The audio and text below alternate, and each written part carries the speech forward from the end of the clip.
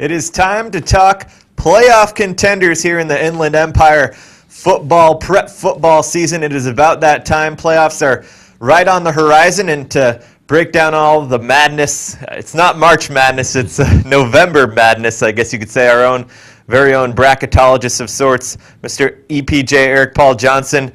A lot of craziness, and it all begins in the Big Eight. Of course, no secret that Centennial has locked things up. They already secured themselves a spot in the playoffs. North, on the other hand, will clinch with a win or a Corona loss on Friday.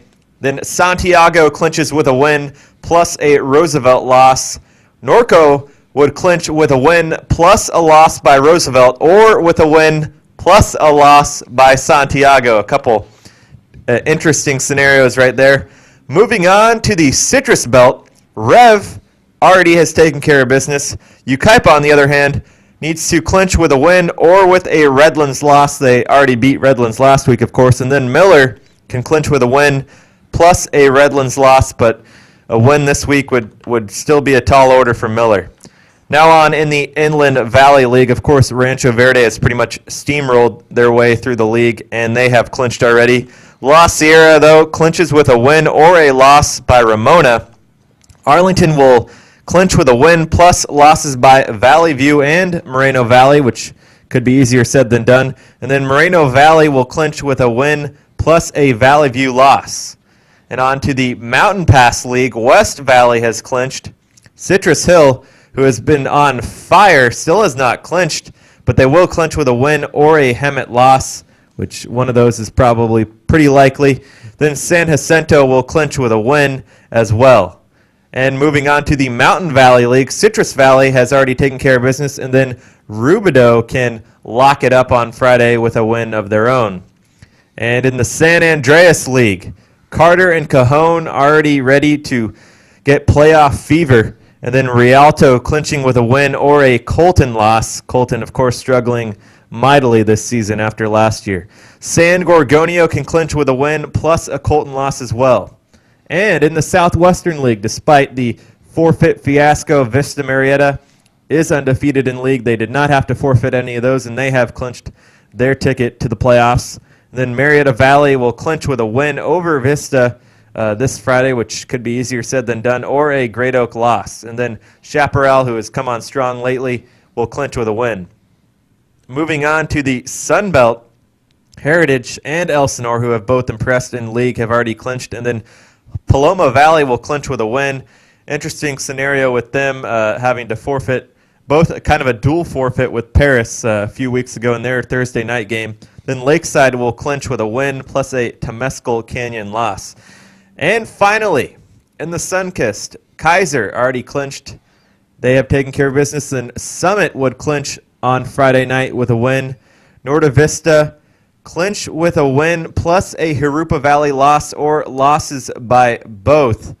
And Norte Vista kind of has gotten hot the last 2 weeks with 2 quality wins. They would need a loss by both Jurupa Valley and Patriot in that double loss scenario. EPJ, plenty of different intangibles. You have been crunching the numbers for, the last 72 hours maybe? Yeah, about 20. It took about 20 hours to go through all of our leagues over the weekend to kind of play out every scenario. And, it's one of those weird, a lot of those weird numbers where we see a lot of these teams like Vista Marietta has clinched, Marietta Valley hasn't.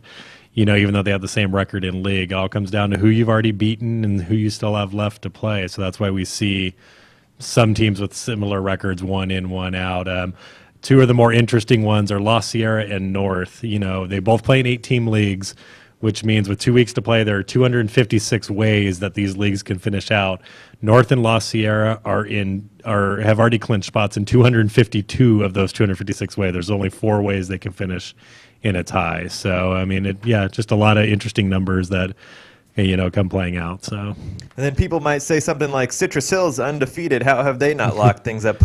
Explain that to the people. Yeah, Citrus Valley. That's one of those situations where West Valley and Citrus Hill both have the same record in league, but West Valley has already beaten 2 teams that it can finish in a tiebreaker with, that being, if I'm not mistaken, San Jacinto and Hemet.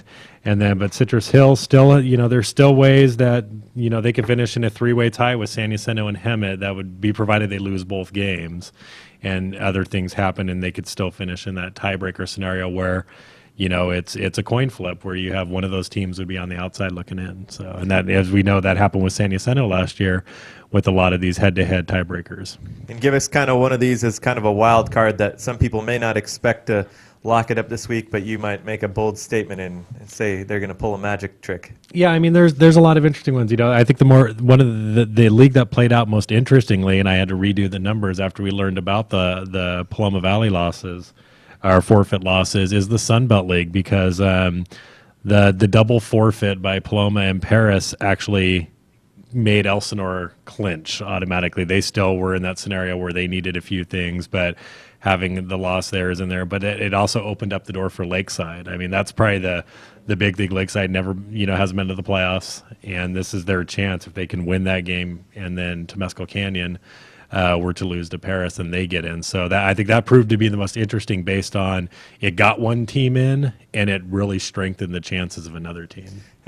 For people that may have not heard about that Paloma Paris situation, from what I understand, I was at that game a couple weeks ago. It was a Thursday nighter. Paloma won, but they both had to forfeit because they both had ineligible players. So nobody wins on that one. Yeah, it's that weird scenario. Usually when we see a lot of forfeits, they tend to be non-league games. So if it's a double loss, you put losses on both of their records, but this is a league loss, and usually when you do league standings, wins and losses actually have to add up correctly. Here, it's one of those scenarios where it's not going to happen, and what happened there, Paloma Valley, had an ineligible player. They had to forfeit all the games. I guess the CIF called up Paris and said to give them the news that they had added a win to their total, and Paris actually had to say, no, we actually had a loss too. And Tom Simmons, the information director of the CIF, said first time in his 14 years at the CIF Southern Section that they've had a double forfeit. Yeah, well, classy act on Paris's part to call their mistake. Right. Well, it will definitely most likely be a very exciting Week 9. The stakes are as high as they've ever been this season, and that's what makes it exciting. Even more this time of year, it is not March Madness, but November Madness, and we'll probably see you guys all out there filling the stands on Friday night. And we'll see you on Friday.